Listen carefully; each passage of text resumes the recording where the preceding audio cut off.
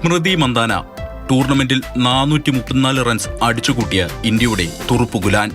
ടൂർണമെന്റിലുടനീളം ഉജ്ജ്വല ഫോമിലാണ് സ്മൃതി ബാറ്റ് വീശിയത്. ഫൈനലിലും ആ കൺസിസ്റ്റൻസി ടീമിനെ മികച്ച സ്കോറിലെത്തിക്കാൻ നിർണായകമായി.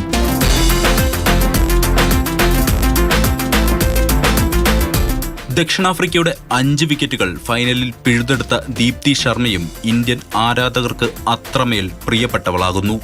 22 വിക്കറ്റുകളുമായി ടൂർണമെന്റിൽ ഏറ്റവും കൂടുതൽ വിക്കറ്റ് എന്ന നേട്ടം കൂടി കൈവരിച്ചാണ് ദീപ്തി ടീമിന്റെ കന്നിക്കിരീടത്തിൽ മുത്തമിട്ടത്. കാലമെത്ര സഞ്ചരിച്ചാലും സെമിയിലെ ആ ജെമി മാജിക് മായാതെ അങ്ങനെ നിൽക്കും.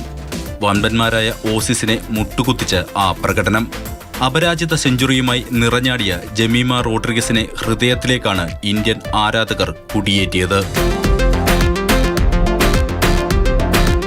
36-കാരിയായ ഹർമൻപ്രീതിന് ഒരുപക്ഷെ ഇത് അവസാന ലോകകപ്പായിരിക്കാം.